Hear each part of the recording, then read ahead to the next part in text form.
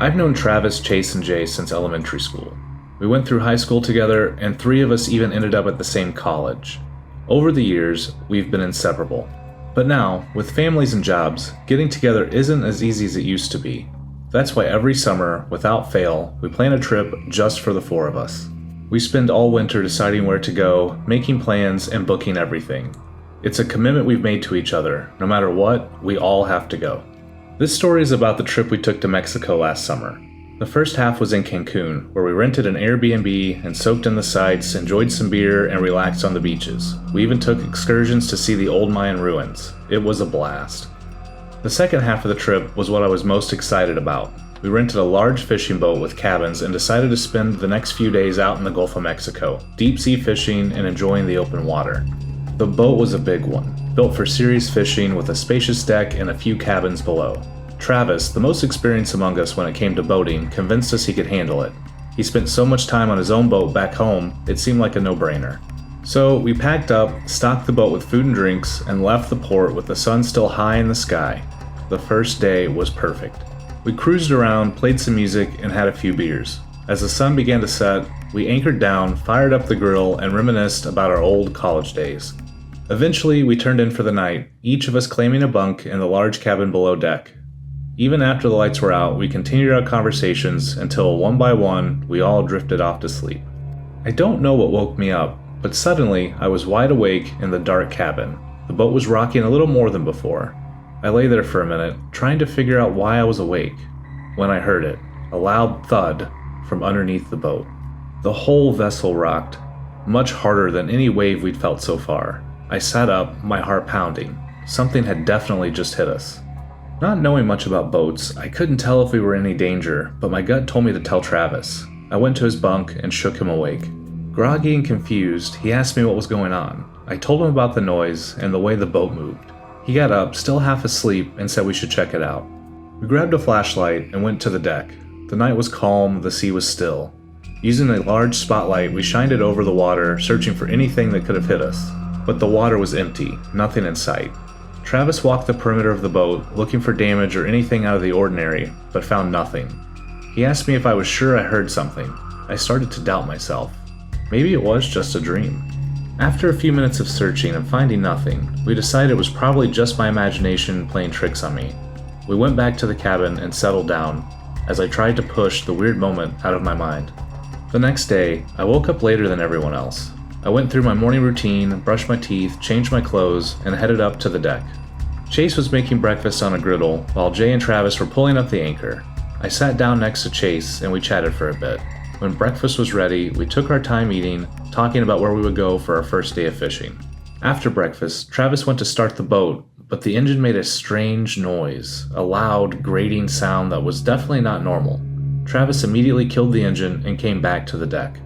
I asked him what was wrong, and he said there might be a problem with the motor. We all gathered around as he raised the motor out of the water. As soon as it was up, we saw the problem.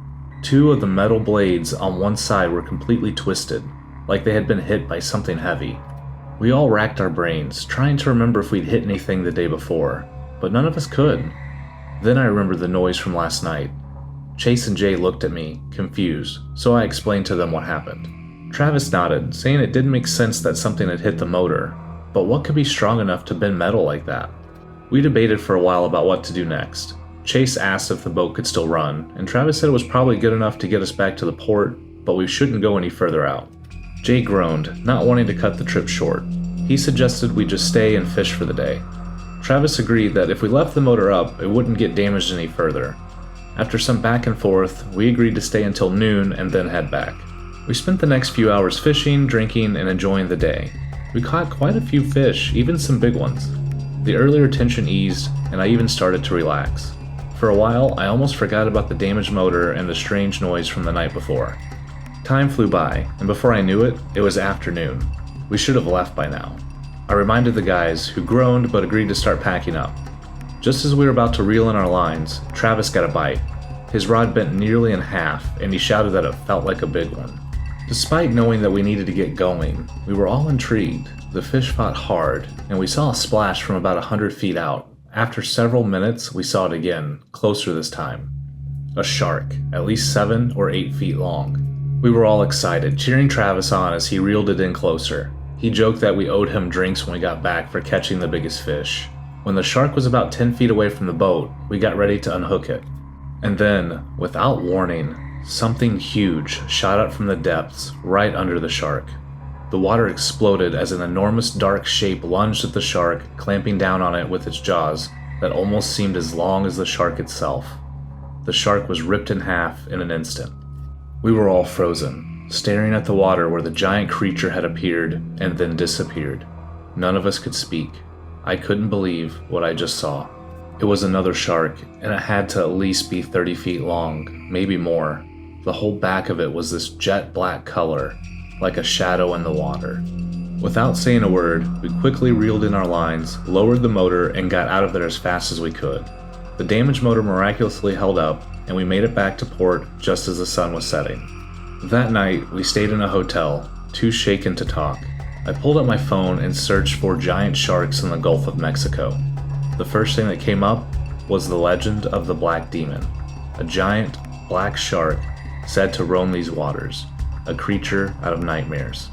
I used to laugh at stories like that, but after what I saw that day, I know there are monsters out there, things we can't explain. The Black Demon is real, and I hope to never see it again.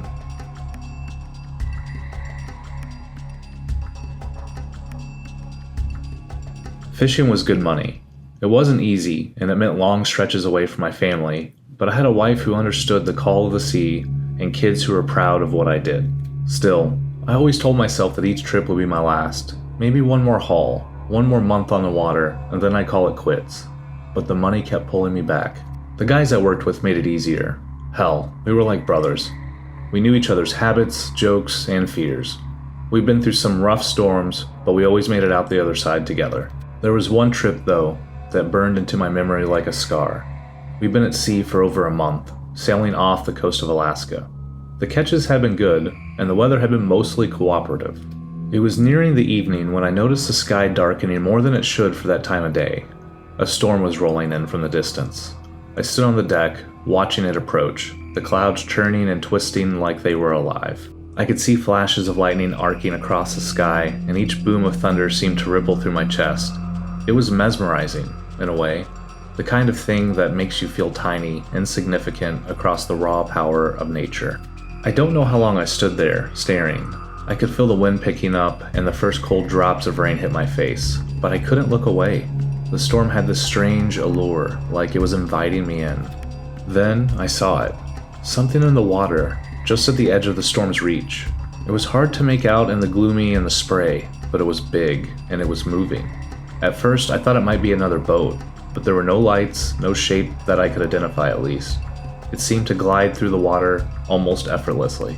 Joe, one of my crewmates, slapped me on the back, breaking me from my trance. He told me we got to get inside, that the storm was going to be a rough one. I nodded, but before turning away, I pointed out to where I'd seen the shape. I asked Joe if he saw that large thing in the water. Joe squinted into the darkness, waiting for another flash of lightning, but nothing came. He shrugged, looking at me like I was just seeing things. He told me to come on, it was probably just a whale or something. Reluctantly, I followed him back to the ship, but something gnawed at me. I didn't think it was a whale. I couldn't explain it, but the thing I'd seen was moving too deliberately, too purposefully. Inside, I tried to shake off the unease, changing out of my wet clothes. I was just pulling on a dry shirt when I felt the ship lurch violently, throwing me against the wall. My heart raced. It wasn't the usual pitch and roll of the waves. This was different, like something had hit us. Hard. The ship tilted again, and I heard a deep metallic groan from the deck below. I scrambled out of the bunk room and into the common area, where the rest of the crew was all gathered, looking as bewildered as I felt. We all argued for a minute over what it could be. One of the guys said it was a wave, but I knew that was too hard to be a wave. Something wasn't right. Then, another impact rocked the ship, this time more forceful. We were all thrown to the floor. I felt a wave of panic rise in my chest. I'd been through some rough seas before, but this was something entirely different. That's when I heard it. A sound I can still hear every night when I close my eyes. It was a deep, resonating shriek, like nothing I'd ever heard before. It vibrated through the hull, almost as if it was coming from the sea itself. The ship tilted dangerously again. A third impact felt like it was nearly capsizing us. I grabbed onto a pipe running along the wall, holding on for dear life as everything that wasn't bolted down went flying. My mind raced back to the shape in the water. Had it followed us? What could be big enough to do this to a vessel of our size? The shrieking sound came again, louder this time, as if whatever it was right beneath us. I could feel it reverberating through my bones, and it filled me with a primal fear I'd never known before. We huddled together in silence, waiting for the next hit, but it never came. Hours dragged on, feeling like days, and the storm passed slowly. The wind died down and the waves calmed. The captain's voice crackled over the intercom. He said it was all clear to go topside. No one moved at first. We just sat there, staring at each other, afraid to see what was waiting outside. Finally, I forced myself to my feet and made my way up to the deck. I just had to know. The sky was clearing, the first rays of dawn breaking through the clouds. The sea around us was eerily calm, like a mirror reflecting the storm in the distance. I walked over to the side of the ship, looking down at the water. At first, I saw nothing. Then I noticed them. 2 massive indentations on the metal siding of the hull. They were at least 20 to 30 feet across, and they looked like something had hit us with enough force to bend the metal inward. I stared at those marks, feeling a cold dread settle in my stomach. Whatever had made them was gone now, but it was real, and it was out there. We finished the rest of the voyage in a tense silence, each of us lost in our own thoughts. When we finally made it back to port, we couldn't get off that boat fast enough. I was one of the last people to leave, pausing to take one last look at the sea. I knew deep down that this would be my final trip. I'd come face to face with something that night, something I didn't want to meet again. We'd encountered the king of the sea, and we'd survived. But I wasn't about to press my luck again. Not out there. Not with that thing lurking in the depths.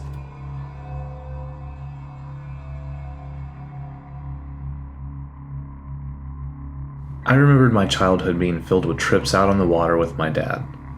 Those boating trips were the highlight of my summers. There was something magical about the ocean. The smell of the salt in the air, the rhythmic sound of the waves against the hull, the sense of endless adventures. My dad always said the sea was in our blood, and I believed him. As I grew older, my love for the ocean only deepened. I spent as much time as I could near the water, dreaming of one day having a boat of my own. A few years ago, I found an old sailboat in terrible condition. It was barely more than a wreck, but I saw potential in it. I bought it for next to nothing and dedicated myself to restoring it. For about a year, I poured every spare moment into bringing that boat back to life. I patched up the hull, replaced the rigging, and rebuilt the cabin. When it was finally finished, it looked like a brand new vessel. I was proud, and I couldn't wait to take it out to the water. One of my long-held dreams was a sail from Newport, Rhode Island, all the way to the Virgin Islands. I had a good friend who lived down there, and I thought it'd be the perfect excuse for a visit.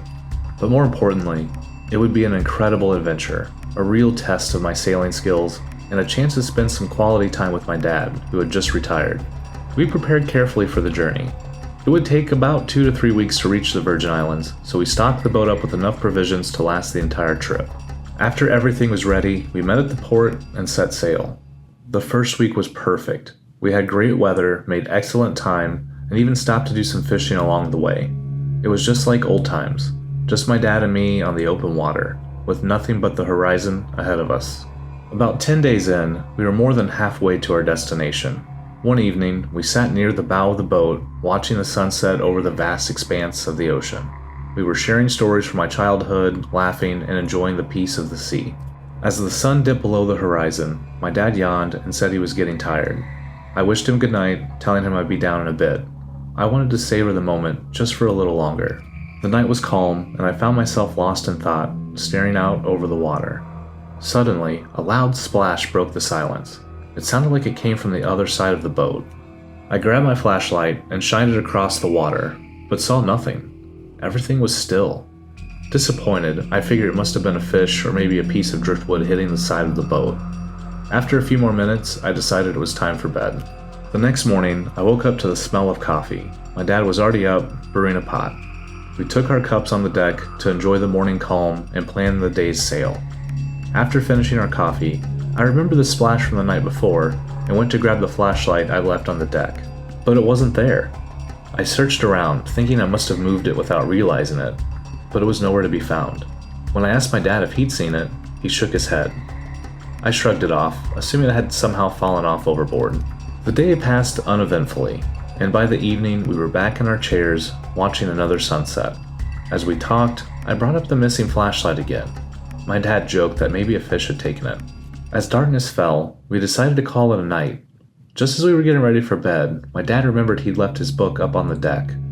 He went to get it when I settled into my bunk, closing my eyes to the gentle rocking of the boat. Moments later, I heard my dad shout. I jumped out of bed and rushed to the deck. He was standing at the rail, shining a flashlight out over the water, his face pale. I asked him what was wrong. He turned to me, his eyes wide, and said he thought he'd seen a person floating out there. My heart skipped a beat. I grabbed another flashlight and joined him at the rail, scanning the water, but there was nothing. My dad explained that he was looking for his book when his light caught something, a face, just floating in the water, staring up at him. He'd only seen it for a split second before it vanished, but it had been enough to make him shout in surprise.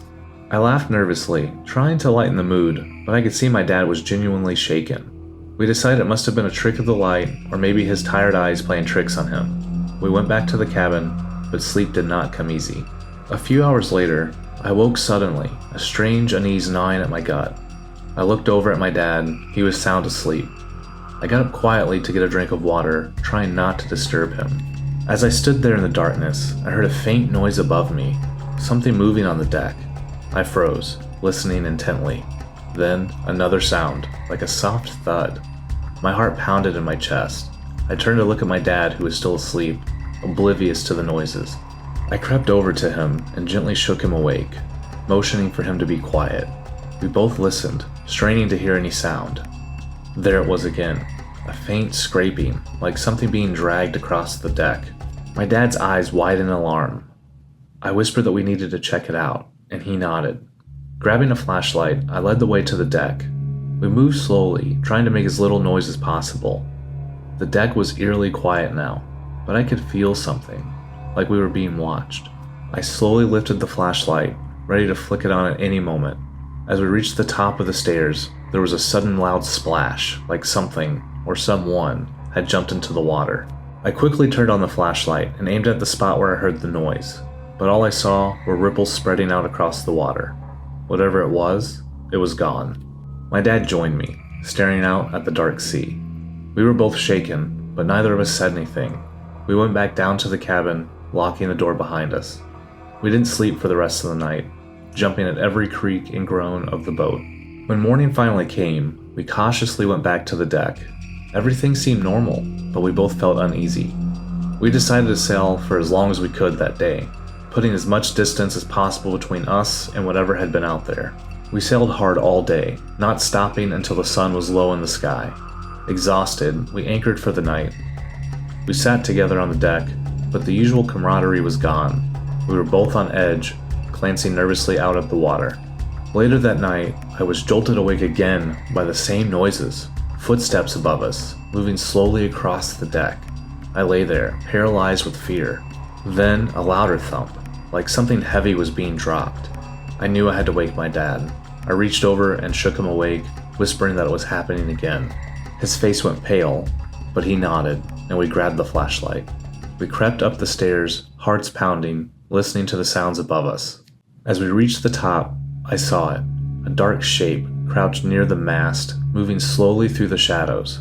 I flicked on the flashlight, and the beam caught it full in the face. It was unlike anything I'd ever seen. It had the rough shape of a human, but its skin was slick and dark, like a salamander. Its eyes were enormous and bright yellow, glowing in the light. It turned its head towards us and let out a high-pitched squeal before leaping over the side of the boat and disappearing into the water. We stood there, stunned, our minds struggling to comprehend what we had just seen. My dad and I didn't speak.